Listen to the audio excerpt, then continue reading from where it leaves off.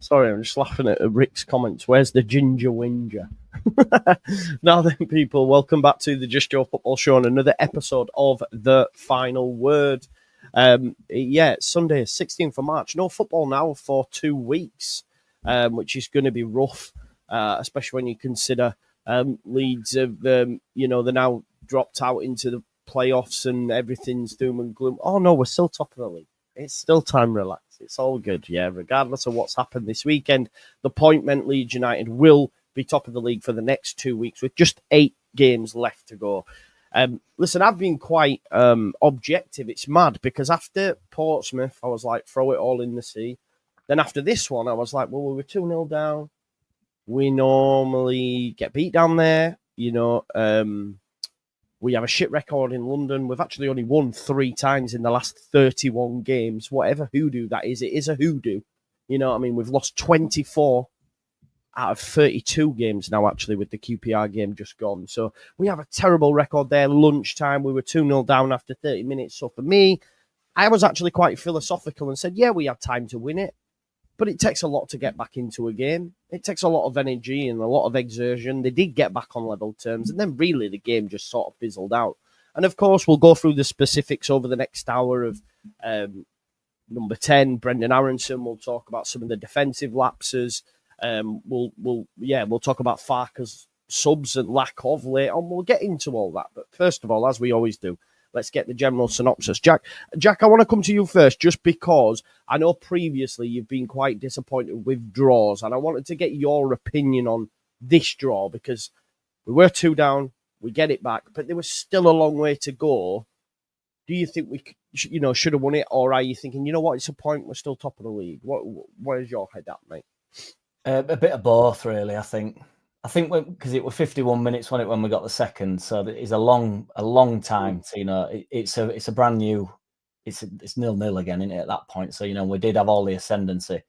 I didn't really feel like we created much after that either. To be fair, I don't remember any sort of like massive chances. Or I know there were a ball into the box that their defender like brought down, didn't it? 6-yard box, and obviously if that falls to somebody, it's a tap in more or less. But I ended up being frustrated by it because it's like anything. I mean, like Lockie said, I think last week after the game, if you're winning and you throw it away, it's like, you don't want the point. But if you're behind, you're sort of like chasing the point.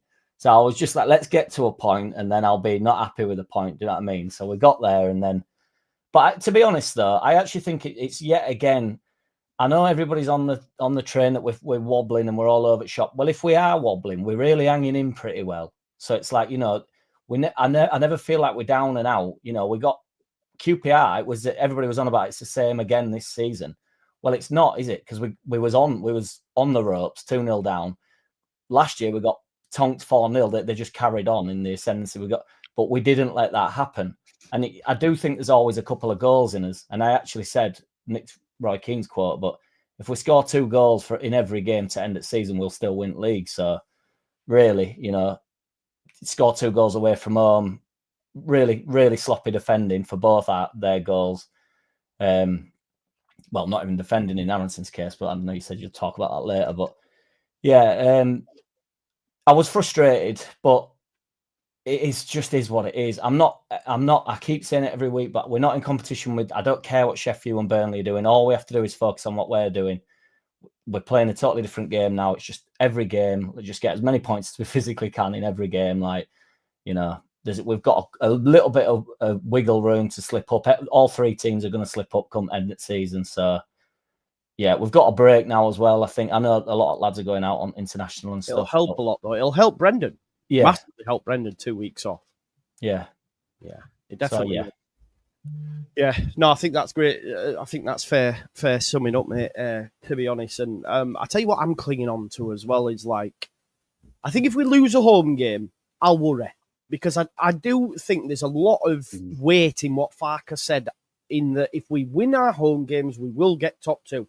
Anything else we pick up away from home is a massive bonus. If you win away from home, you're definitely taking an even bigger step. But to go and not get beat, that's also very important. So I think, look, we won one of the home games. Next up, Swansea. Let's see what we do there. Having watched them against Burnley, having seen them at times this season, I think at home, we will beat them. I'm quite confident going into that, especially with a lot of the lads having a break. But we'll get there when we get there. But Lockie, I'm letting Andrea like simmer. You see, he's going to give us his. I can wait. No worries. Yeah. I know how to wait. Yeah. Lockie, you said there you've calmed down. Were you originally frustrated then after 90 minutes, thinking, oh, we've thrown a game away, as it were? Yeah, I always am. That's just me, Joe. I'm always the same. Like, whether I'm playing, I'm just, I can't stand not winning. I'm just pathetic, to be honest. But I over-exaggerate. But then after a few hours, you look and you go, it's fine. You know what I mean? In the context of things, obviously. But my big annoyance was, the goals, especially that from a throw-in. Every part of that was bad. Like the fact that, Solomon's got 2v1 out wide. We don't help out there. And then Cook is literally, who's a centre-back, who's scored 2 and 2 before that, by the way, is just free to just do what he wants. I found it, it's ridiculous, to be honest. I don't understand how that's happened.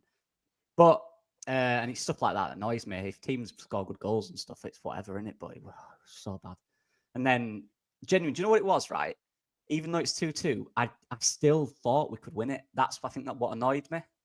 Because we scored the second quite early on in the second half. And I did think, because of how good we are this season, I did think we should win this now. And we didn't. Maybe that's asking too much. Probably is. But that was just what I was thinking. So actually, when it came down to it at the end, I was a bit annoyed because I expected that we could still win it. But maybe that's just too harsh. I don't know. It is good to come back from 2-0 down. Of course it is. Don't get me wrong. I mean, if you're part of that team, you'd be happy with that. But the goals annoyed me, Joe, to be honest. The 2 goals, and obviously Brendan's in the box. Yeah, terrible. But I'm still annoyed, but you just got to move on now, aren't you? Like Jack said, it's take it next game. Good 2-week rest. Yeah. I think you're bang on. I mean, the defending look, Aaronson, I know a lot of people said he could have kicked it out of play or whatever, but I've seen many times where players on the edge of the box have popped it off to the defender and the defender's put his foot through it. I don't think he's actually made a wrong decision in trying to pop it off to Bogle. It's just the execution's poor. He's aimed for Bogle, and obviously Saito's nipped in and bent it round Melier. Of course, he should have kicked it out in that moment. So many players, a lot's happening. He's just thought, right, I'll lay it off here and then we'll turn and be on our way. And it's the execution that's poor. And the second, like you say, I mean, the defending is terrible. When you actually see the still of how much space Cook's got, you'd have thought it was like a speculative ball from outright to a striker in between 2 centre-backs. But when you actually pull that image out, it's almost like a corner routine and he's still got that much space. He should not have that much space. It's the lad delivering the ball as well, Joe. Yeah. Rothwell's just like, look, he goes like to edge at boxes, Rothwell, and then it's like down the line is the worry here. He thinks he's obviously putting himself. And then they just both watch him deliver this ball. He's got all the time in the world to just clip it up wherever he wants. It's so bad. So bad. Yeah.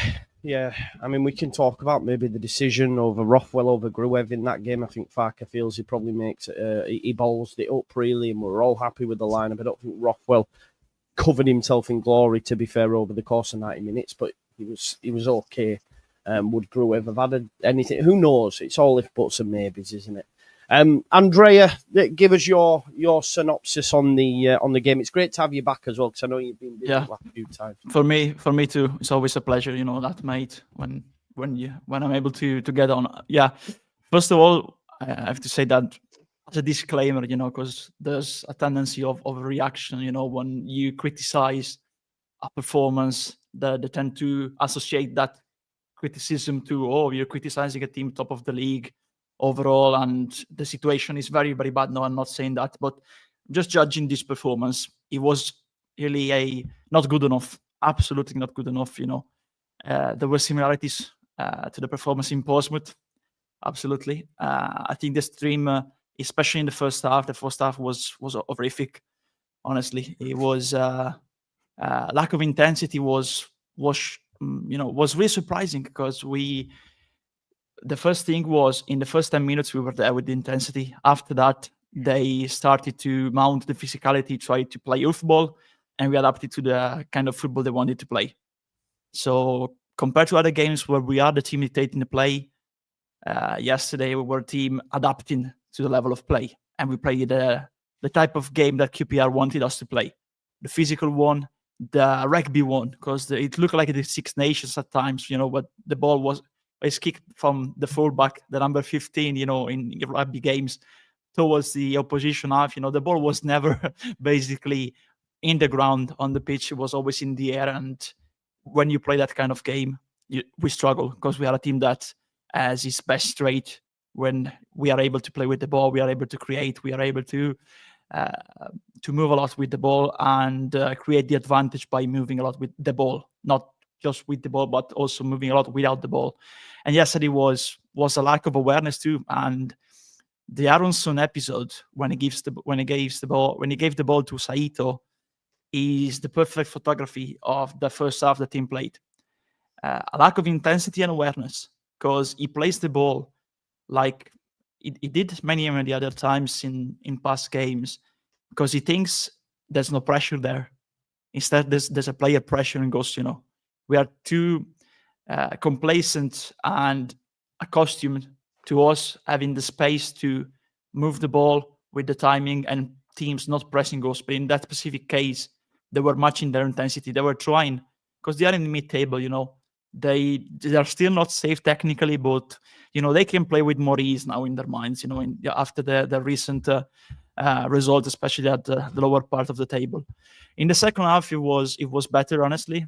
It took a lot of mentality to make the switch at half time and get back into the game. But after the 2-2, top work to get 2-2, because in Portsmouth we didn't. We had the chances in Portsmouth, but we didn't, and so we got 0 points at Fratton Park. Yesterday we got 1 point. So if you look at the whole game, we need to be happy with 1 point, because the first half was horrific. In the second half, QPR tried to defend their advantage because they were 2-0 up. Can you blame them? No, because they are a team that they did what they needed to do. We struggled really to create chances. I think the only two clear chances that we had were the two where we scored, with the pass from Solomon and the pass from Gnonto from the right-hand side to James, and then the rebound to Bogle. So we were clinical there, and thankfully, because it would have been a different game if we weren't clinical there.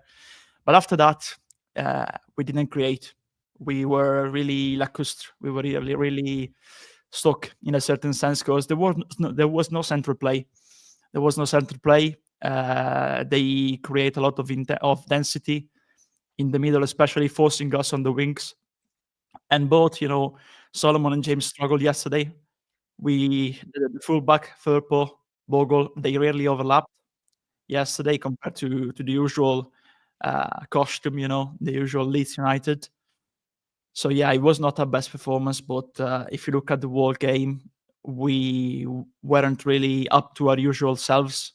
So honestly, we need to be happy to get a point, because if at halftime it looked really, really worse, both on the result, on the scoreline, and both on the performance level. So yeah, we take a point, of course. Just one thing that I want to say: if we get the points at home, we'll be okay, ideally, but we still need to try to get some points away, because there's no easy games. There's this narrative going around, that, there's easy games. We of course have already played against the top sides, but we are playing against teams that are struggling to stay in the league, teams that are struggling to stay in the playoff, and we are Leeds United, top of the table. So everyone wants to beat the team on top of the table. Loftus Road was sold out yesterday, and not just because they were playing the top of the table, the team at the top of the table, but because they were playing Leeds. And they were up for it, honestly. So for play to QPR, I think they had a good game. And it was to get back into that with the mentality to make the comeback. But of course, the performance was not, overall in the two halves, was not good enough to get points. So the draw is a fair result for me. Absolutely. Yeah. I think I agree. I think why I'm probably a lot more chill than most is I'd already mentally prepared myself for a point. I'd said in the preview, I think we'll get a point. I don't think a point's a bad result, because regardless of what happens, we'll still be, we'll still be first. If we lose, then it's a lot worse. I just think for me at this stage, it's a case of I'm not really that fussed on performance. I just want to get points on the board because there's 8 games left. If you were to say to any Leeds fan, you'd be top of the table with 8 games left to go, you'd snap their hands off. So I'm quite philosophical. And I do agree with what you're saying, Andrea. There is no easy games. But if you were to put fixtures next to each other, you take Leeds every day of the week. You know, Burnley come back and they've got Bristol City and Cov. You know what I mean? That's 2 really tough games. Sheffield United come back on the Friday against Coventry. You know, Coventry just slapped up Sunderland 3-0, and I was getting told Sunderland were going to get plus 90 points a couple of weeks back. So, you know, like, let's you know, take that. Like, when people say, how are you so confident? I think my thing is, well, Leeds are top. Leeds have the best team. Leeds have the most points. Leeds have scored the most goals. And we have, on paper, the easiest running. So if we do fuck it up from here, then the manager will pay for it with his job, and rightly so. Because Leeds should go up this season, and I still think we will. If we start to lose point, like the home form for me, if we lost a game at home, I'd then start to shit a brick. I can't lie to you, I would, because I'd be like, oh God. But hey ho, I think the 2 difficult ones for us in the next run of games are Luton and Borough. The two ones. Oxford away. Do you reckon? Honestly, no? I think we matched a lot. We matched very, very good against them. Honestly, we're better than them in terms of intensity, the way they play. Of course, if there's the opportunity, they'll try to gather those. But I'm more worried, and I think rightly so, about Luton away and Borough away, one next to the other. I think that's where the season, especially considering that the teams are very 1 point, 2 point distant between one another at the top. So I think our season will be decided. Easter weekend's the big one. We've got Stoke at home. Them 2 play each other. I think that's the big one. I really think that's a big one. Right. Forget about all that. Let's talk about some specifics in the game. And we've got to talk, because it's on everyone's list. I've been getting cooked left, right and centre. Let's start with Brendan Aaronson and the fact that Gnonto came on and created a goal within moments of being on the pitch. Looked decent in there, but, well, for 20 minutes. I think people are rewriting history as though he was amazing, and I've seen some calls for him being similar to Pablo, which he's fucking mental, if you ask me. I've seen some wild stuff said about him. I've seen Gnonto in the 10 in the FA Cup. I don't know what. I just, look, I get people have their favourites, and some would say I have. A lot of people would say, I don't know what, you're bigging up Aaronson. I did nothing but criticise him yesterday and said that he should have been subbed off, and actually said on the watchline, get him off. So I don't know where this comes from, to be honest, but hey ho. Let's talk about that number 10. Let's talk about what happens there, because he has been poor. He showed green shoots against Millwall, but then dropped off a cliff again yesterday. Although I do think in that opening 20 minutes, he was picking it up in a lot of space, as was the midfield. I don't think QPR had quite got to grips with Leeds. And then obviously he made the error, and then Leeds just crumbled for next, rest of half. But what do we do there? And what did you make to Aaronson? And is now Gnonto a viable option for now until the running? Because I have a thought that with 2 weeks off, Aaronson will be back in the 10 for the game against Swansea. But we'll see. Who wants to start us off on this? Gnonto should be in the 10. Wingers can play in the 10. We're all wrong. Aaronson shit.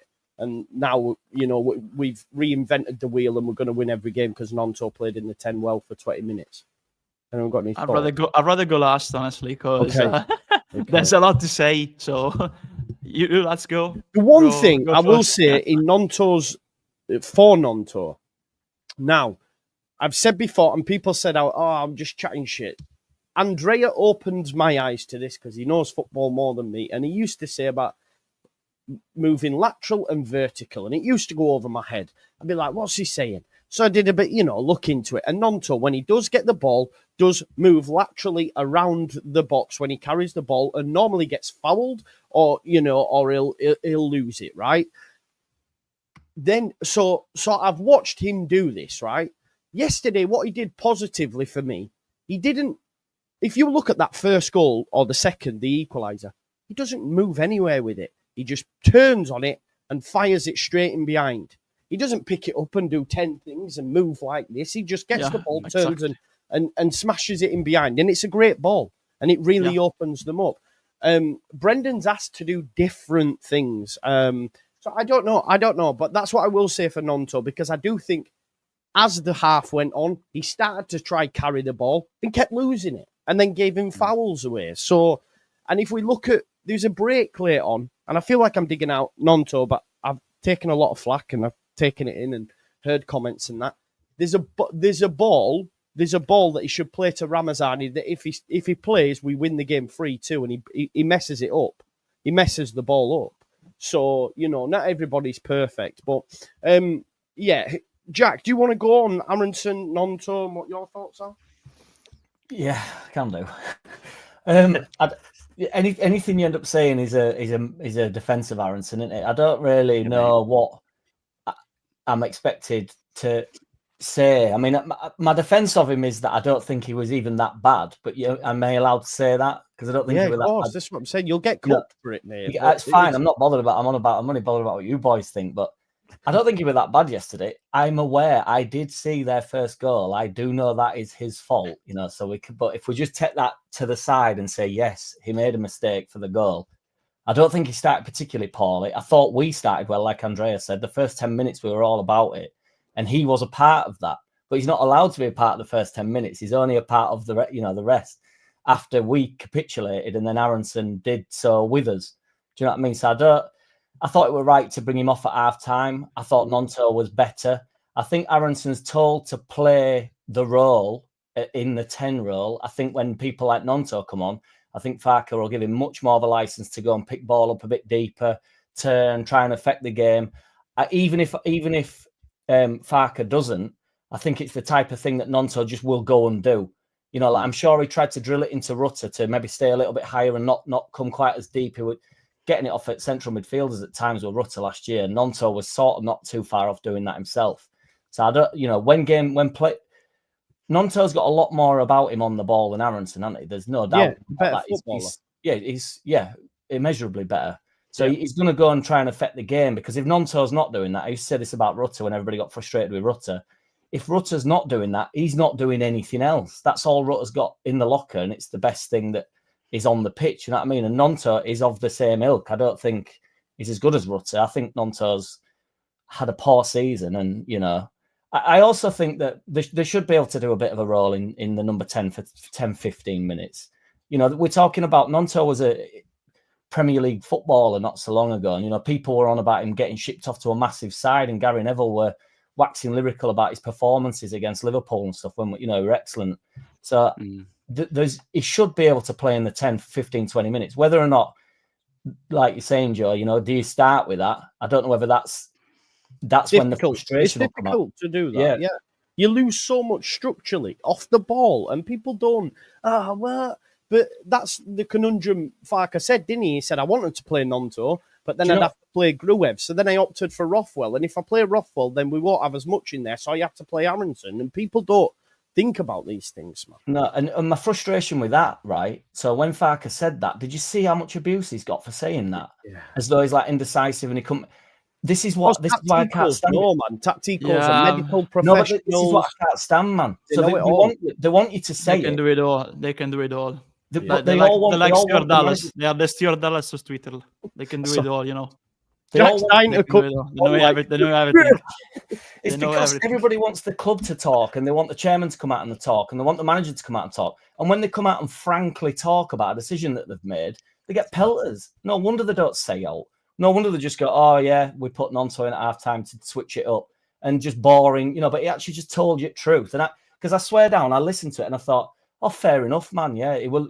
Rothwell's been excellent. We all wanted Rothwell in, me definitely, and he switched it up at halftime, saying that he never does, and he did. He knew there was a change needed. Nonsense. So nonsense. Yeah. And this message is on that point. comment's bang on, isn't it? It's bang on. Like that message is on point, because I wanted to ask you to you three. I know your answer, but I want to ask that to the chat too. What does Farke want from a number 10? Where does he want him to play? In the middle, centrally. So that's why he play Aaronson. Aaronson is not a natural number 10. but he's the only one capable, because of his body type, his pace, to play in that position. Farke has asked for a 10 after Rotor left. They didn't get him one. He identified a profile too in the press conferences prior to the January transfer window. We didn't get a number 10 in the January transfer window. So I always said that Aaronson, looking also at his body type and pace, he struggles against sides who are very physical. If you look at the starting 11 of QPR, Anderson, Edwards, Colback is very aggressive. So it is natural he struggles, especially when they are crowding. So he doesn't have the space to get the ball. He doesn't have the space to sprint with the ball like he does, when we break the first line of aggression from the opposition. Absolutely. And the other second question is, where did Gnonto play the majority of his games for Leeds United? On the right wing. Where did Gnonto go yesterday when he was playing in the 10? On the right wing, because he's a winger. You cannot turn a winger whose main game is the 1v1 situation into a number 10. So it takes time. It takes a lot of time. The only time he played as a central player was when he was played by Zurich or Italy under 21s as a second striker. It will be an option. I will be open to that, honestly. But then you have to change the formation. You have to go 4-4-2 with the playmaker, the box-to-box midfielder, the two wingers. So you can play, for example, Solomon and James, and then you play with two strikers. One, like more of a pivotal striker, like Piroe, and Gnonto moving around him. But then it's a different formation. It's not the same. It's not the same. The difference with those, you mentioned the Tacticos clan, the difference is we and the people in the chat, we watch the full games and we try to see and look not just at the shots on target, not just at the dribbles, not just at the tackles and the ratings on FIFA, but at the whole picture, the whole game. Those people, the so-called Tacticos, they just watch clips of the games. So Gnonto, when he went on the right, he went to his natural area, the area he usually plays in when he's played. And you have to look also at the context. The context was QPR were fully defending. They were not getting out of their area. So there was space to go down there, He went down there, he blocked a little bit James' path, apart from the goal, because it was more downfield, down on the pitch, like near the halfway line, and James was higher. So he passed the ball to him, and that's a great ball. That's a great ball. But they were playing like two wingers, So many times Gnonto and James went for the same balls, for the same footballs, covering the same areas. And that's unfortunate because I think both of them are very good wingers. But you need a player to be able to play constantly, week in and week out, to be the number 10 that Farke wants. Aaronson, sometimes he has good games. Sometimes, like yesterday, he's the worst player on the pitch. Gnonto, I don't get this uproar, because he was decent. Yes, absolutely. He did a great ball for the goal. He moved well on the right. But there was also times, especially towards the end of the game, where he struggled. Like Ramazani. Ramazani really, really struggled when he came on, but nobody's talking about Ramazani. I don't want to talk about Ramazani. I don't want to talk about players who honestly have 10 minutes of football. You struggle to make an impact in that. And it's also down to an intensity. But I really don't get this notion of... it sounds like player FC sometimes, I don't have an agenda. I'm happy if Leeds win. And I'm really angry if Leeds lose. But there's people that react even after this draw like they have won because they were proven right in a certain sense. I don't think they were, honestly, because Gnonto is a right winger or a second striker. So you need to adapt him also to the system. And so far, it's players that you are adapting to the system in a certain way because you want to get a player playing in a certain way because you don't have the right player to play in that role.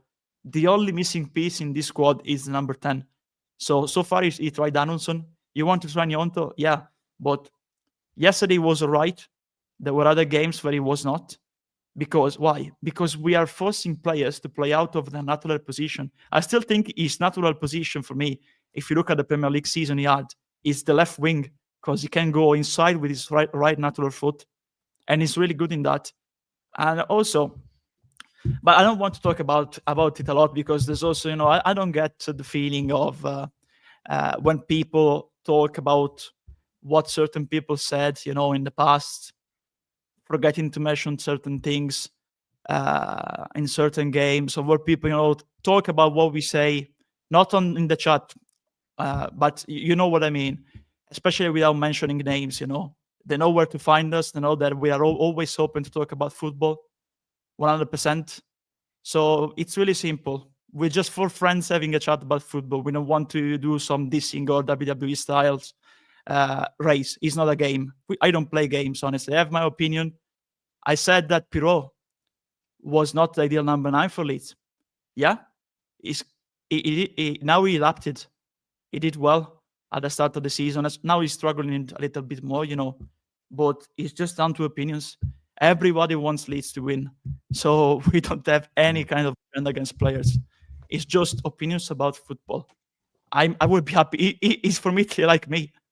It's for me to like me. Do some people really believe that I want him to do bad because I don't think he's a number 10? That's bollocks, honestly. It's really insane. It blows my mind, this kind of reasoning, honestly, because our regular motto is sight before self. So it really makes me laugh, that some people think that we have certain agendas against certain players, where we are trying to, we criticize Joseph, for example, but we said he needs time. We didn't say he's not good enough. He's not a good player. We said he needs time. Piroe is not the ideal number 9 for Leeds because this. So I really want to engage in debate. I really want people to explain me why, in football terms. Why do you think that? I don't like he can play there. Explain me why. I really want, because I may learn from what you say. That's what football debate is about. I may learn because I read the thing that people say, I may agree or disagree. It's natural. But I can learn from that too. All of us can learn. That's what debate is about, I wanted to say that too, because I don't like where people talk about, what, or like to twist opinion without people being present in that specific case. I don't talk about people who are not present here. So I expect also other people not to do the same, to be fair. I think that's fair enough, mate. Listen, I'm guilty myself of, dunking and when something's gone right, in my opinion. So it's probably it's okay, mate. Can I just say as well, take a long hard look at myself. The thing I just want to mention something, because it's I've been looking at the chat. Everyone's same. Pick up everyone, but Kilgallen, just chill out, man.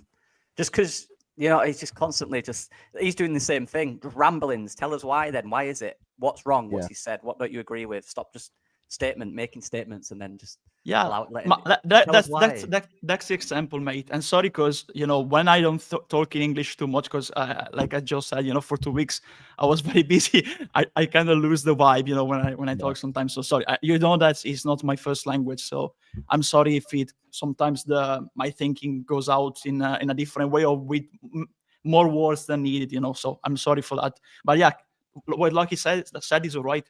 If you don't agree, Kilgallen, explain us why. I'll be really, really happy to see if I agree or disagree. That's what I'm really here for, actually, to talk about football. It's easy, innit, to just go, course a winger can play 10. So easy. Right. Well, okay. So explain me why. And this is the point. Yeah. This is what Andrea touched on it. I'll talk about Aaronson in a minute. But it's what I love about what we do on here. We all come from different backgrounds. We've all got different things we can add to it. And I love listening to everyone's opinions, whether I'm on the show or not. It's a really good balance. We respect each other. Look, we do agree with a lot. I understand that we do. But I think we all have different areas and different perspectives of why we agree on it, which is what I like. And I'm just going to talk about Aaronson, Joe, if that's all right. Yeah, of course, man. Crack on. So, like the last kind of few weeks or few months, whatever, doing my coaching stuff, like you think you know stuff and then you get told by people who've been doing it for 20, 30 years and you learn so much and it really does humble you. And that's what I love about it. You've got to be willing to learn and stuff like that.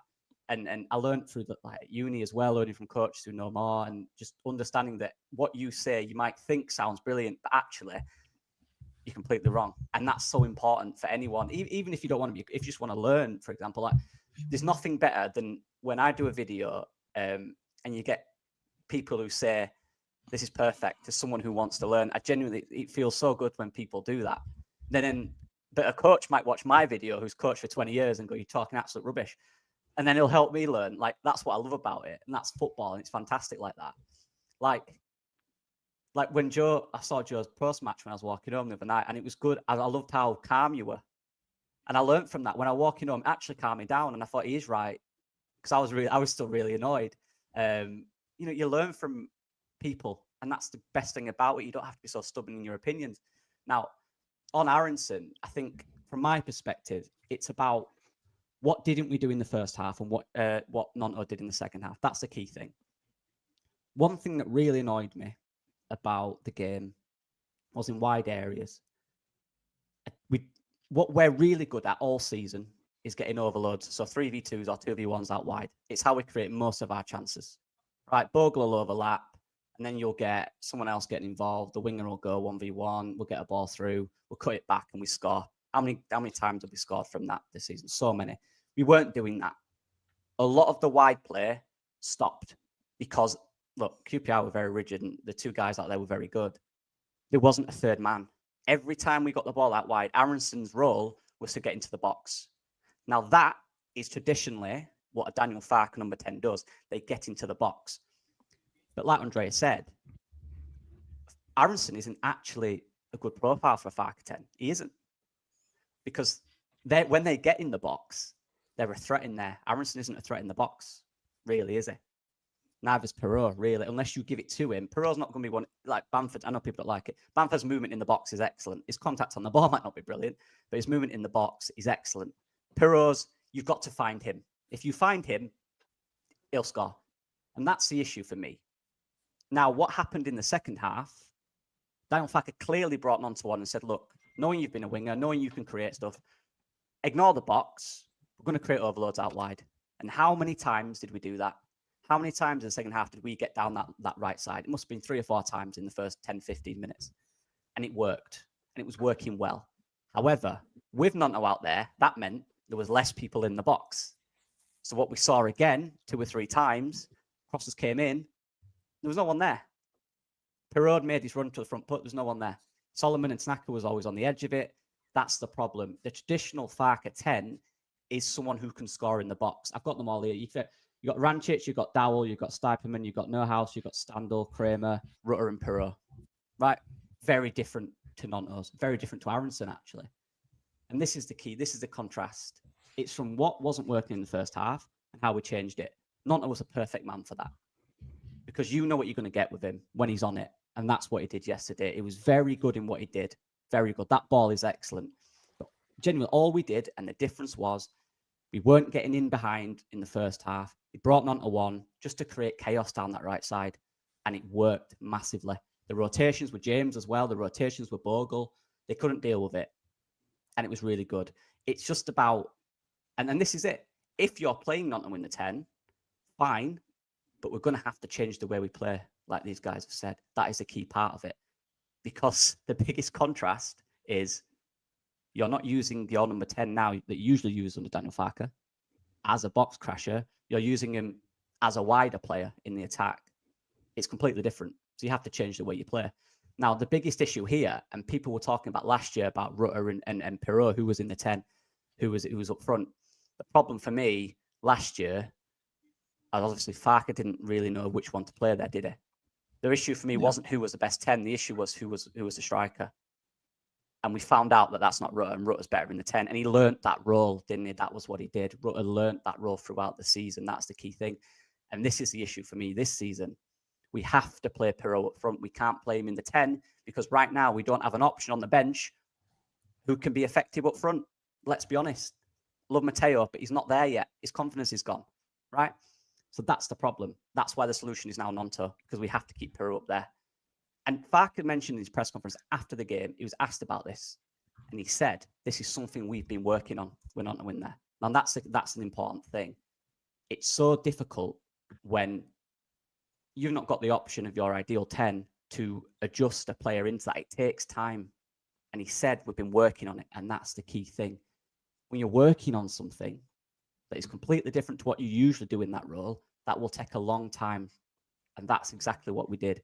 So for me, I'm absolutely fine with him in there, 100%, because he's a good player and he will do good things in that role. In any role, he'll do good things on his day. You play him up front, you play him on the left, you play him on the right, in the 10. He'll do good things like he did. But we have to adjust the way we play. And that's the key part. Because for me, I don't know what you guys think, but bar Firpo, who's good in the box for us? Who finds spaces in the box? Yeah, no. Yeah, I agree. And maybe Dan James, when we do low crosses high up, they're really good. But when we do them longer crosses, like in the first half, how many times did Bogle and Dan James put that ball in the box? Nobody there attacking it. That's the problem. Yeah. That's where the 10 would usually be under Daniel Farke. It's usually that big profile who can head or win the ball. We don't have that with Aaronson or Gnonto. So we've got to find other ways to create, basically. And go on. Just a quick word, Joe. Jumping on what Lockie said, if you look at the average positioning of the players after the substitution yesterday, it shows exactly what Lockie said, because Piroe is near the area covered by Gnonto and Rothwell. So you don't have one attacking into the box and creating the depth and stretching their defense, trying to get in behind. That's the thing. We are too overcrowded because if you look at it, you have Tanaka, Rothwell, and Piroe, one near each other. Then you have Gnonto going towards the left to Bogle and James, and you don't have anyone trying to get in behind and get into the box, But I think it's not down to Gnonto. It's the same if it was Solomon or Ramazani or James. The only problem is a question that it shouldn't be asked to Farke, honestly, because I think people are looking at the wrong man. Because it's not down to Farke. He tries to play with Aaronson because he's the more similar one to the number 10 profiles he had at Gladbach and Norwich that Lockie mentioned. It's a question that should be asked to the club officials in charge of the transfers, because we only needed one player, honestly, badly. There was other gaps that needed to be filled to boost the squad depth, but the only one that was mentioned by Farke after Ruth Rutter left in the summer and in January was a different profile to Aaronson in the 10. We're still good because we're full of talent, but in those kind of games like QPR, like Portsmouth and other games, when you face more intensity and more strength from the other team in terms of physicality, the way they play, they try to force you to go on the wings and then double you to block their path to the wingers. You needed that kind of profile, absolutely massive. And let's not forget, start of the season, Rutter was obviously, because he played there last year, Rutter was still in there. Aaronson was back. Aaronson was on the bench. He came in because Rutter left, and we never got anyone else. True. And in January, we didn't do that. So, yeah. I think you make a great point. And Jack, I got to throw this back to you because the lads are saying, and Farke said, and everyone wants to now see Gnonto playing there because he's done well in that second half and much better and impacted the game, which Aaronson hasn't done for a long time. So you agree with what a lot of what's been said. I think sometimes people don't actually listen to what you're saying. Like we agree. We agree with the majority of the chat right now. But is there a case, Jack, as you were saying the other day, with 8 games left to go, can we, if, let's say there's a 2-week break, Aaronson's, because, look, James has looked leggy, Aaronson's looked leggy. They've got 2 weeks off now. Some will go on international duty, but Aaronson will probably be given a couple of days and go drink coffee with his bird and all that sort of stuff, right? So is there a case, are we in a better position to be playing Aaronson, who will have had 2 weeks off, or trying something new that could maybe not work, and then we're like, shit. Do you know what I mean? This is where I worry as well, is like, there's 8 games left, people. Like, can we reinvent the wheel with such little time? Is it a case of like, when people say, just try him there, just give him a run out, it's like, there's 8 games, man. It's difficult to do that.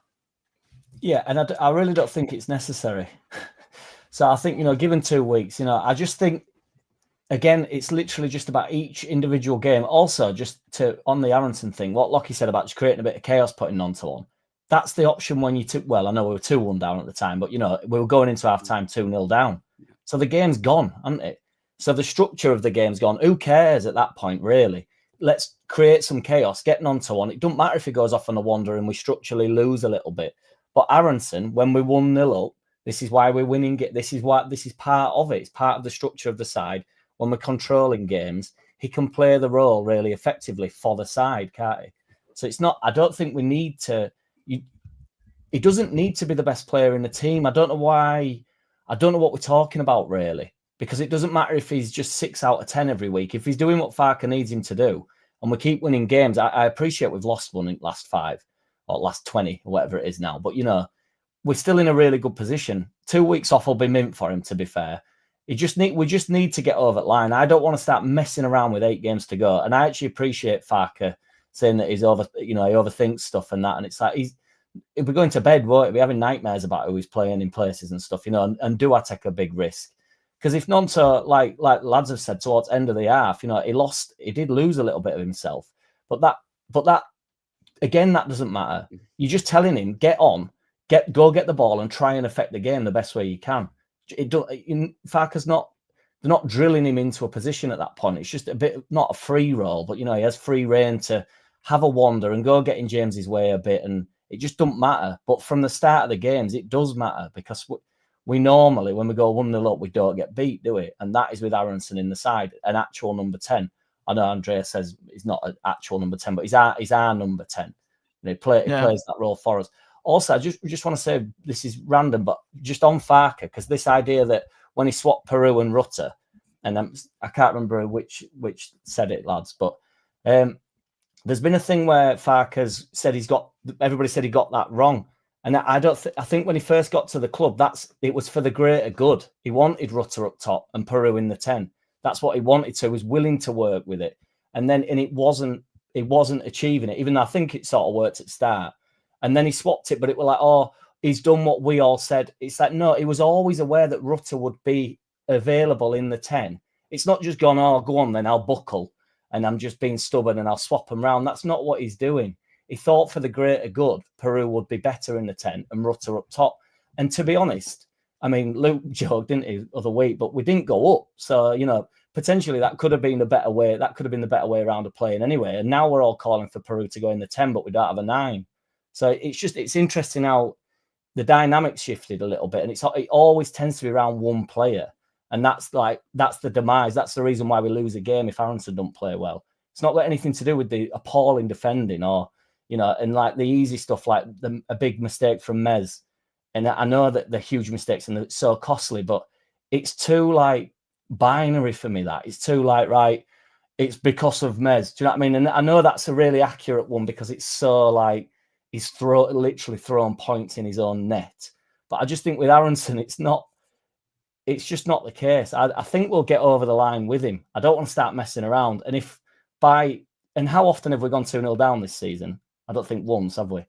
Every time we've been beat 1-0. So that's the first time. And we pulled it back out of the bag due to creating a bit of chaos, chucking Gnonto on. If we'd have gone 2-0 up, we would not have needed Gnonto in the 10. He'd have never brought him on in the 10. So no, I don't. For the last 8 games, just get over the line in every game. And I think Aaronson is more than enough. And the contribution he's given the whole season, I don't think it's worth ripping up and just saying, oh, yeah, we need to change it. I don't think we do. We just need to get back on the bandwagon and get going again. I think we're not even off of it. Yeah, I think he's not going to get nowhere near the credit he deserves for the control we've had in games, because he doesn't look like he's doing out. If he's not getting on the ball, because he's a 10, in this system, he's a 10. If he's not creating, if he's not scoring, then he's not doing anything. And I just think it's a little bit unfair. And everyone, and I've seen a few comments. I mean, people using meritocracy. I think that's been stolen from elsewhere, but hey ho, it is what it is. But if you want to use that word, you can do. But he played well for 20 minutes. Like, relax, people. He played well for 20 minutes. He did. And that's good. Yeah. Good.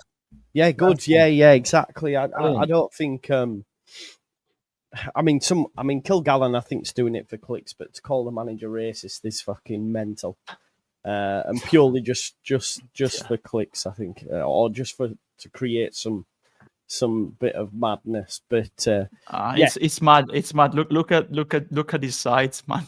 Especially in Germany, really. It's mad. Can I just quickly say, just very quick. Sorry, I think Yeah. the Piroe comparison is Marcus perfect Thuram, yeah. because, as Jack and Andre said, when he came in, you had a player who it wasn't a Farke number 9 traditionally, didn't fit it, right? But look at him now; he looks a much better player because he's worked on the game, and look how long that took. And this is what Farke said about Gnonto. He literally said, "We've been working on it." Because obviously he's realised, look, we need to do something else here because Aaronson's performances are dropping. We do need a bit of something, a bit of chaos in a game, you know, and then that's the option. Now, this is the point. I'm so happy that he came on and did what he did because that makes me excited because I want to see a Gnonto like that because that's what he can do. We've seen it. We just haven't got it enough. And he also mentioned, which I really like, he's been working his backside off in training to improve. That's what he said after the game, Gnonto, which I absolutely love. And that's what we need to see. And that's what he needs to do. So the fact that... Go on. Yeah, no, I'm going to have to because you've been putting some madness down all week. I don't know what that even means. I genuinely don't know what that means. Right, okay. They're bench players for a reason, first and foremost, right? The majority of them, how many games have we played? 32? 32 now, is 38. it? 38, sorry, my maths are off. The majority of them have ribbed bench for 38 games. Why is that? Why do you think that is? Why are they riding bench? It's not because they're best players in the team. Because the easiest thing to say is the manager hates them because you can't do anything to prove or disprove that. Do you know what I mean? And what does it mean, like, to give them the same manager? If they come on and perform, they are praised. I've praised Gnonto. But what you don't realise what you're doing is you're saying that this guy turned out to be like fucking Messi for 45 minutes and therefore has to start now.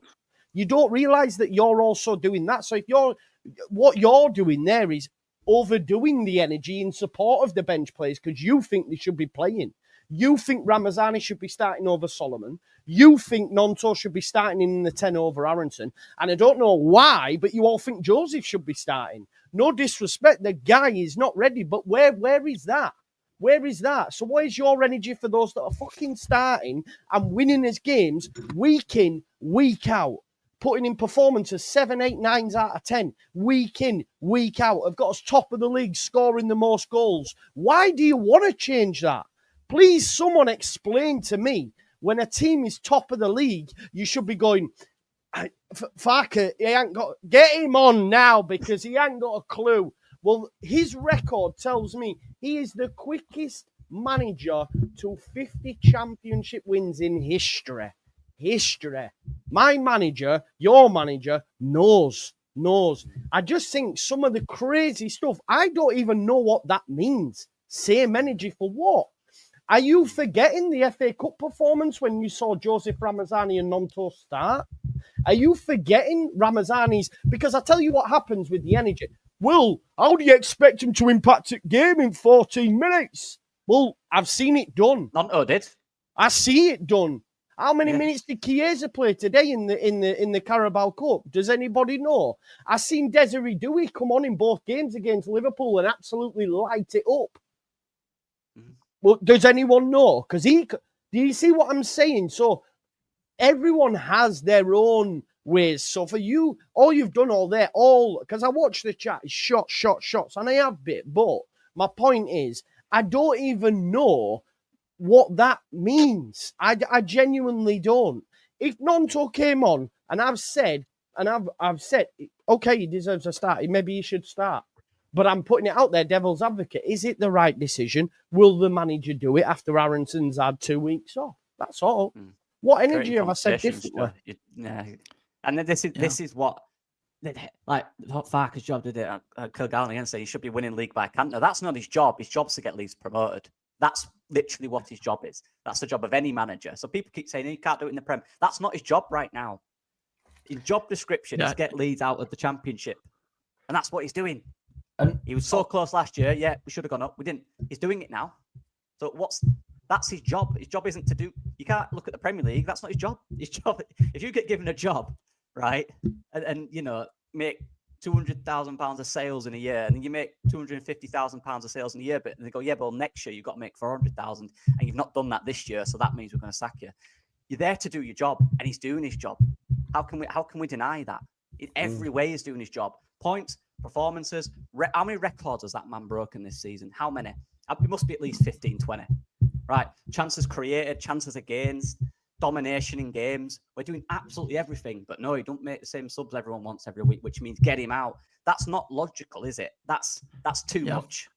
Do you know what I mean? There's not enough there on the negative to want a manager out unless, I don't know, maybe you just don't like him. Do you know what the best part was, mate, on the watch along, half time? Fucking hell. Well, at least we can look forward to a change. 80 minutes, it were full of it. Boom, half time changed. So do you see what I'm saying? When it's right to do it, he'll do it. Can we all stop saying that Sheffield United and Burnley are awesome and they don't get beat, but then say that we need to win league by a canter? So which one is it? Are we better than them or not? Are we top at league? I'm so bored of hearing the fact that Sheffield United, even though they've lost the same amount of games in the last 5 as us, won one more and drawn one. So I don't. Why are they the best team in the league? I don't understand. I'm up for it if that's what you're saying, but then the opposite can't be true.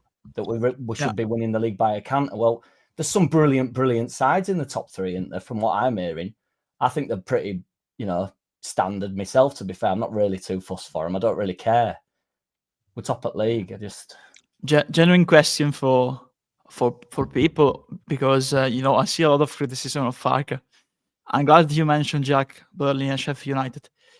Do people, because there's a lot of activity I see in the chat tonight, do people think that Chris Weidel or Scott Parker are better than Farke as managers? Answer that.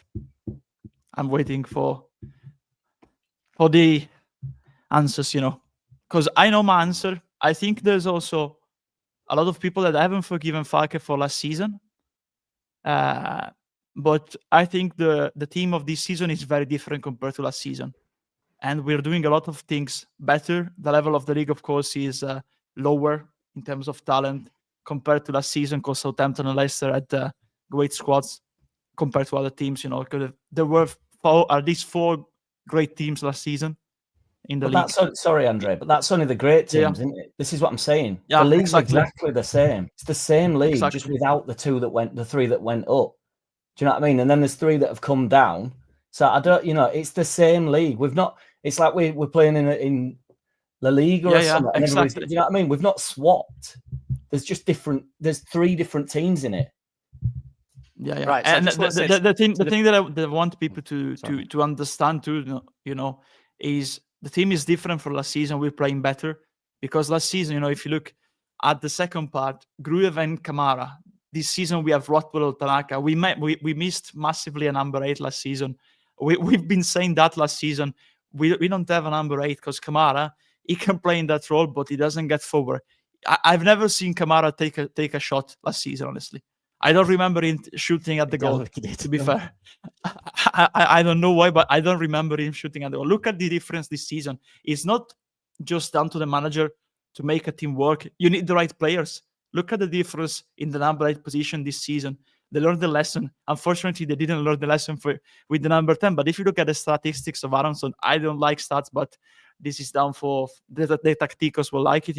Is one of the top in that position. With the key passes and key movement. There's a lot of things that you don't see because they are not tracked like assists or goals, but that kind of position, Farke wants a player that is able to be the glue between the striker and the wingers. It's like an advanced playmaker, moving around in the central areas to where we are stuck in midfield with the 6 and the 8, gets the ball and is able to connect with the wingers.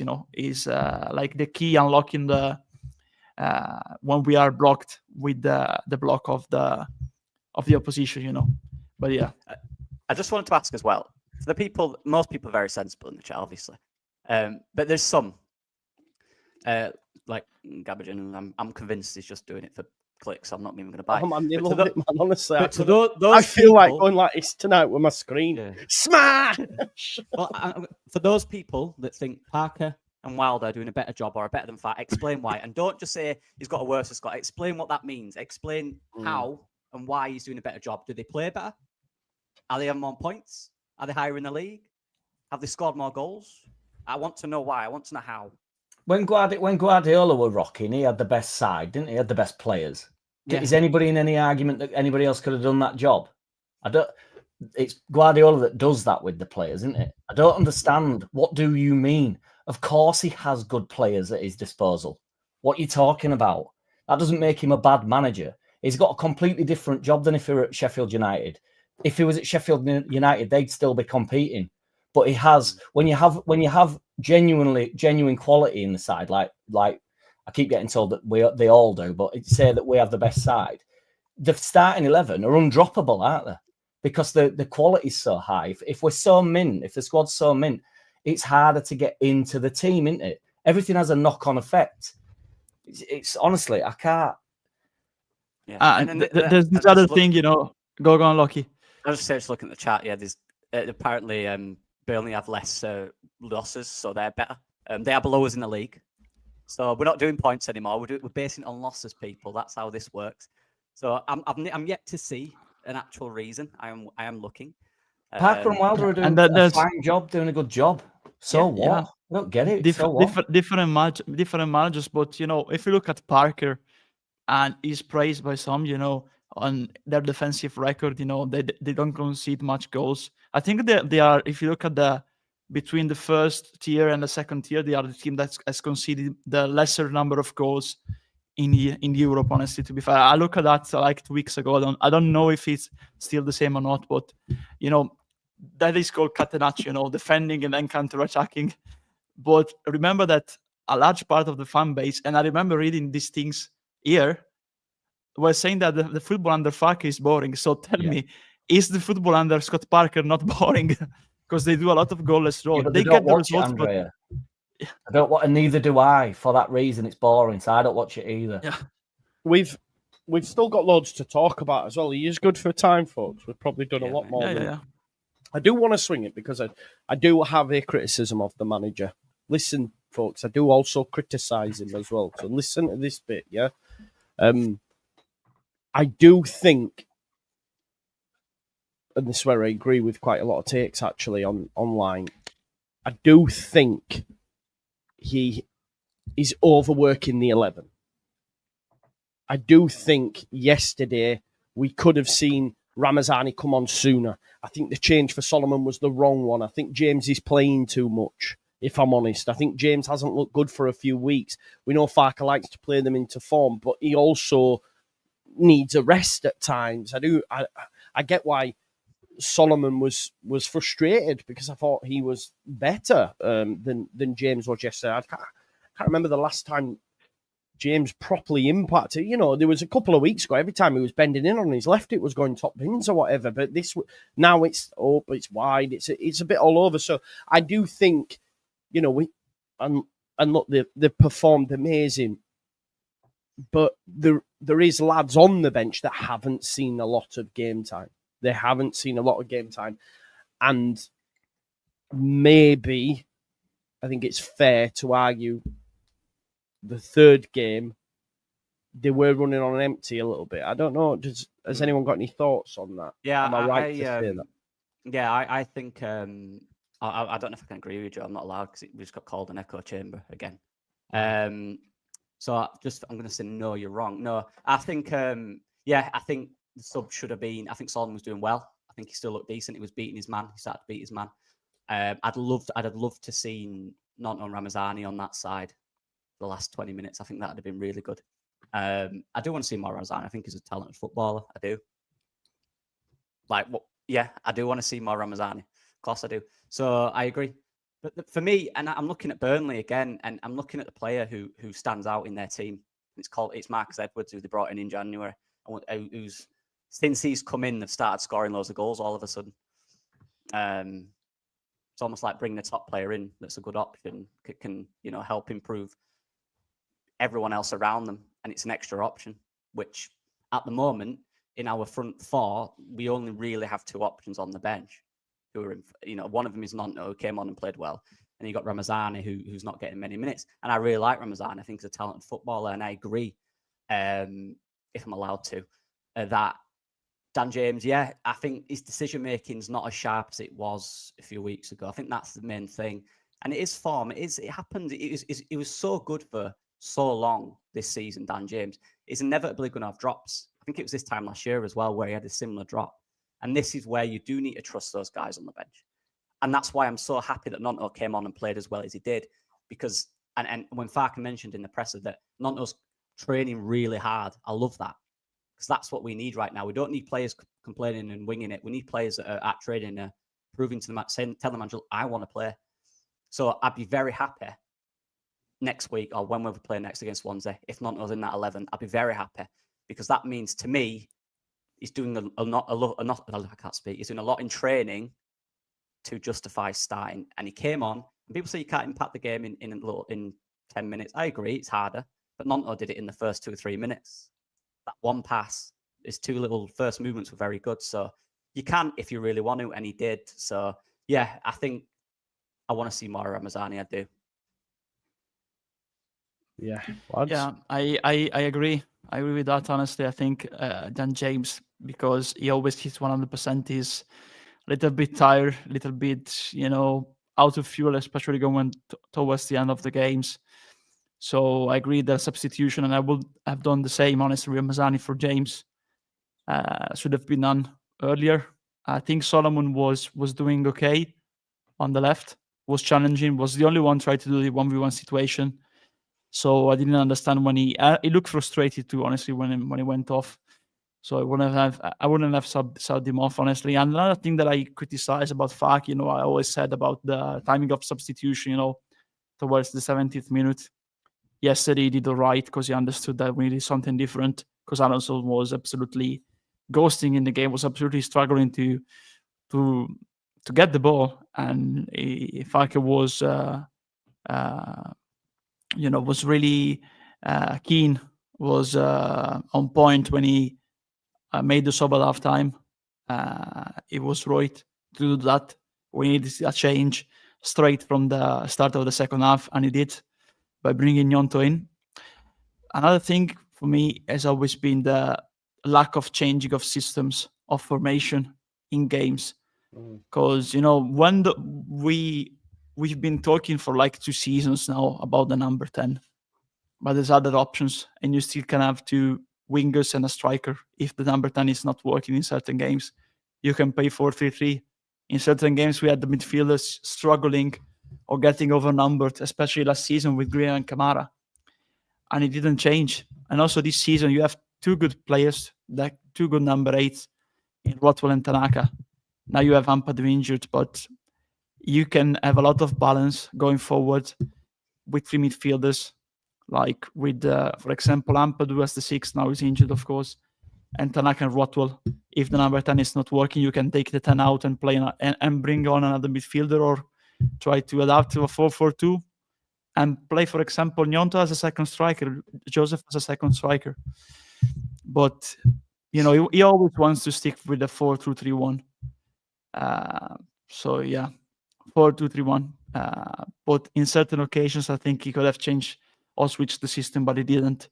It's his ideology. I don't expect him to change. But in certain games, especially when you are chasing or you need to defend, I would like more sensible substitution, like more defensive-minded players when you're up in the final minutes.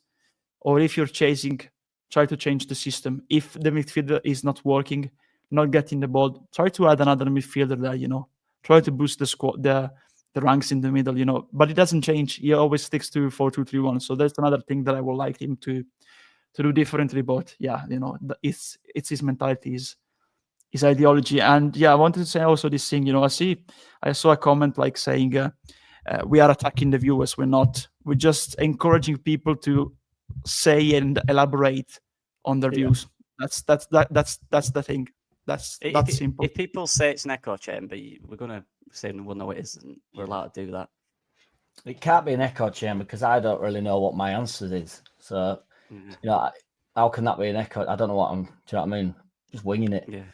But Yeah, really, I'm not bothered for him not changing the formation, to be honest. I actually think that'll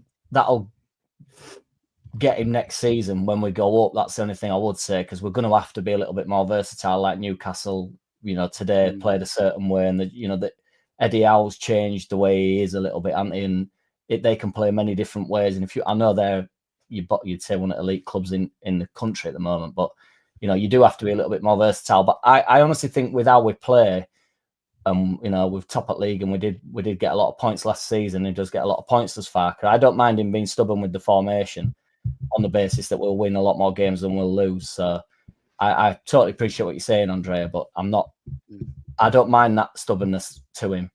And I think he should, because I just think then you die on you. I know what I'd do. I'd do exactly the same. I'd be like, no, this is what I'm doing, and I'd stick with it. With the subs, I'm sort of torn in between. Like, I don't want to go down I don't think any of them are particularly tired. I honestly don't. I think they're all ready to play. Dan James has played a lot of football for a long time. Like, I know he didn't get many minutes at Man U and stuff, and he got pushed about a little bit. But for us, he's played a lot of minutes in 2 seasons. So, and he's still, to me, even if he's still rapid at last minute when he's chasing keeper down and stuff. So I don't think he's particularly. I think it's a narrative that gets spun out that, if they play 90 minutes, 2 90-minute games, that they're totally geared up to play. I would like Ramazani and Gnonto and I'd like all of them to get more minutes and be in positions where we can do. But I don't mind Farke. I genuinely trust him, and I don't care what anybody.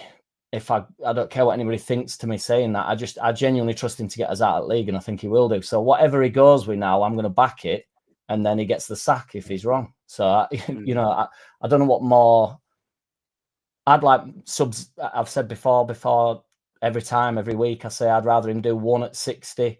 I think 60 minutes is enough to put it on players to actually go out, and you've only got 60 minutes to perform. The flip of that is, some players do come on in the last sort of 20, 30 minutes of games. Yaya Toure used to do it all the time. It'd have been crazy to drag him off of a game when he's, when you get to 65th minute, because that's when he really comes into his own. The thing about Solomon coming off is, like, Solomon's always got that bit of quality, regardless whether he's tired. I don't think he puts as many yards in as James, but I don't think he can put in as many yards as James. That's kind of my point on I think they're both probably equal fitness. If you're looking at a Football Manager percentage, Solomon won't be able to do as many hard yards as James, I would imagine, as a guess. But he's always got that quality where he can always beat someone. James lacks that little bit of quality, but gives us other things. So it's just like, I'd like subs. I'd like to get them all on. Let's have another, let's give Joseph another few games. It's like, well, he can't be messing about at this point. And I think he's holding his nerve. And like James, I really think, when James is hunting keeper down and stuff, he knows Farke's, he's putting it on him. I do think they know this is all like a test every time. I think he's quite good at demanding stuff out of him. And he does I think leaving a player on in a few games, he's like, you're getting close to actually getting literally dropped at this point. I'm backing you. So be my right winger. Do you know what I mean? Pull it out of the bag. And to be fair to him, when he has left him on prior to the past couple of games, he has delivered in the last 10 minutes. And we've all said it was brilliant that he left James on, because he's been whipping some balls in and we got some late goals. So it has worked. Farke's substitutions frustrate me, but they do work. So, and, I don't know the statistics on, I know we're second in league in terms of substitutions, like goal impressions from substitutions. I know we're second in league on that. I don't know whether that's a particularly good stat to have. Do you want that stat? Do you know what I mean? I don't. Yeah, I'll take it, but I don't know whether it's actually a good thing. I think the top Sheffield Wednesday, where are they in the league? So it's not like, it's not like you need your subs to constantly pull you out of it. So I don't know, in truth. Yeah, I just reading through some comments. I fully agree a few minutes ago what BNG said about. I think he's right. Gnonto is not the second coming after a decent 45 minutes, but he deserved to start for the next game. That's reasonable and fair, based on the performance he played. I do agree with that. If I see Gnonto win starting 11 against Swans, I'd be very happy for it. And then obviously Jason said under there that we're desperate for Ampadu to return. And I think we can all agree. I think most people in the chat probably agree that we do miss Ethan Ampadu in this team. It's clear to me. It's very clear. And honestly, you know what, lads? I'm worried that Farke's doing that thing where I've got a feeling he's out for longer than Farke's saying. I do. He's talking about after the international break. That could mean 6 weeks after the international break. I've got a feeling, and I hope I'm wrong. I've got a feeling we won't see him until maybe the last 2 games or something, or maybe even that. I don't know. I feel like the whole way, remember when he was injured and they even got him doing the walk with the team as if even though he had no bag in his hand, we thought he'd be part of the team. I'm worried about that one. That one does worry me a lot with the Ampadu situation. I don't know what you guys think about that, but it's clear. Better with Ampadu back, but we have spent a lot of time without him, so I don't think it's. Do you know what I mean? I think we need him in these games. That's the problem. That's right now. Yeah. At the end of it, when we need that guy to get on the pitch and scream at people, or just even if it's for 20 minutes, it will mean when he came on at right back and stuff. And I know he was pretty poor when he came on at right back. But he comes on and he does influence the team, doesn't he? He does influence the side regardless, really, and he does put it about. So it was so funny actually earlier when Patterson and I was watching the Sheffield derby and Lockie texted me and said like, "Oh, if that was us, we'd have gone over and apologised to Patterson instead of like getting in amongst it and having a scrap." I do think we missed that from Ampadu for sure. I think we've shown a bit more of that recently, though, to be fair, ever since I think Lockie highlighted it. I think past few games, after that penalty, Farke has said something because they're over to ref a lot more. I don't think they're anywhere near as much, enough still. But I think there's a little bit more fire to them. I think they're whinging a bit more. I don't mean road on whinging. I mean, like, having a good go with ref and try to put it on players a little bit. But Ampadu's just naturally that. Yeah. He's definitely grown into that role and his captain. One thing I absolutely loved about the Bielsa team is those little scuffles. Oh, they're all over there. And they weren't being aggressive. They were just winding them up, weren't they? Like, Click could be so good at it. Phillips did well at getting the faces. I absolutely love it. Even when Bamford, I know he shouldn't have gone down on his face when he didn't get it in the face. But stuff like that, like, I love that we had that about us. And I think the crowd absolutely loved that as well. Leeds fans don't want kind, lovely players, do they? They want it's a game. Do you know what I mean? It's like saying, "Oh, Bamford shouldn't do that," but depends if he gets away with it. Do you know what I mean? If you get away with it, it's a game. It's not. These things are part of football, yeah. Their striker was These things are part of football. It's like Click playing when we scored when everybody had stopped, and it's just like Click ain't stopping. Don't stop. Click is never going to stop there. Do you know what I mean? And then Bielsa gets his give the goal thing, but so what? Even Aaronson the only one trying to block the goal. Yeah. No, but talking about midfielders, talking about midfielders, apart from Ampadu, will you stick with Rothwell and Tanaka? I would, honestly, for the end of the season. I think that's the best pair we have right now, Tanaka and Rothwell. Yeah, 100%.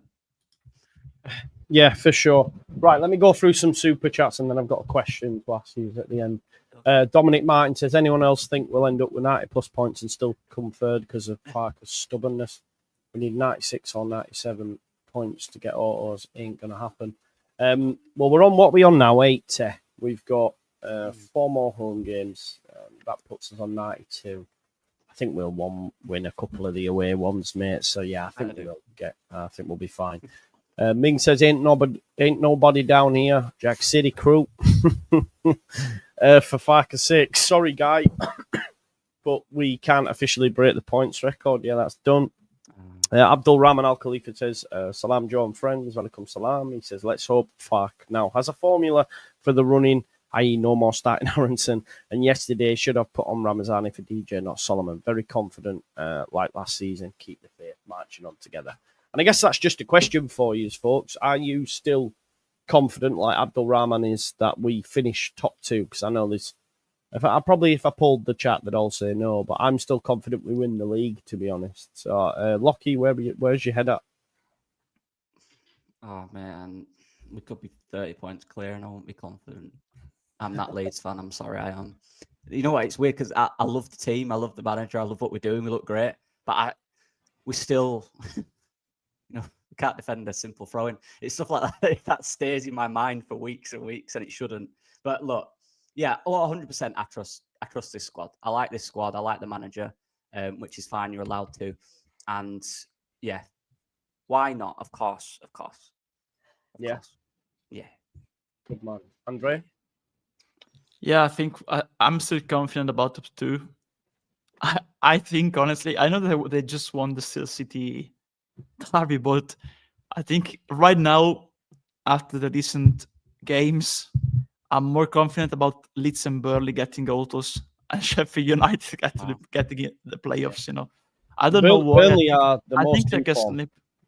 Burnley Yeah, are the I most think. informed. Yeah, I think that Sheffield United, you know, if you look at their schedule, they can lose some points on the way. They don't have easy games because, like I said before, you know, both of the 3 teams they will play against teams struggling and trying to stay in the league. So these games are never easy, and we saw that firsthand against certain teams. Like yesterday, you know, against teams playing at the top, in the middle of the table when they already reached or edging towards the complete reach of their seasonal goal, you know, their seasonal objective. So, you know, anything can happen, but I'm more confident about Burnley right now. And us than Sheffield United getting the autos. Maybe that will change. We'll see. The championship is a mad league, but The next 2 are massive for Burnley. Yeah, They've got Bristol City and Coventry. So if they come through them with 6 points, then every team has a wobble near the end. I mean, Leicester did last year. Even Ipswich's form near the end weren't great, were it? Everyone was doing so well, and everyone just kind of limped at the end, or first not right at the end, but you know, a little period. And we did exactly the same. You know, and Southampton were the ones that kind of went on that form run. And you're seeing this now from Burnley. They're on a flow. They're winning games. I guess so. Sheffield United as well. They're getting the job done, and even on Bielsa, like I think we went. What was it? Was it 8 games without a win or something? Just before, you know, we went through some bad form. It happens. It's nervy up there. It's tough. You just got to get through it. Like Jack said it right at the start. Kind of just doing it out where it's not great, but it's not terrible. We were really good at. I thought anyway. We were really good against Millwall in the second half. That gives me a bit of confidence. These away games are going to be tough because you're fighting against teams that want to stay in this league, you know. So yeah, every team has we're not going to win every game at the end of the season. It's going to be tough. Mm-hmm. It is going to be tough. Yeah, no, I agree. Jack, still promotion for you, my man? Yeah, I mean, never rule out Sunderland and West Brom, though, can you? So I think that's fair to be at top 2. But no, I am. I still think anything less than champions is a failure, to be honest. So yeah. And I think we will. We'll get top. Well, folks, it's been interesting tonight. 1 hour and 23 minutes. It got a bit heated at times, but this is why we love football, right? It's polarizing. We all have opinions, and we like to get stuck into it. It's the international break now. So content. I'll try to do something every day. Maybe speak to someone. I know I'm speaking with Joe tomorrow, I think. Benjamin Bloom Tuesday. Locks Wednesday. He can tell us what the Premier League's like after just getting slapped. And he can tell us why Casadei is being called up by Italy, because they told him last season at the start, you need to watch for him. One day he will be called up by Italy. Now it's happened. There you go. So we can look forward to Tommy Tickle as well. Tommy Tickle's England campaign. See what he's saying, and we'll move. But thanks as always for watching. Smash a like on the video, subscribe to the channel, get your comments in, hit the notification bell. Check out Lucky Leeds, check out City Leeds fans, and check out Andrea as well. Thanks all for watching, and we will see you on the other side. Peace out, folks. Bye-bye.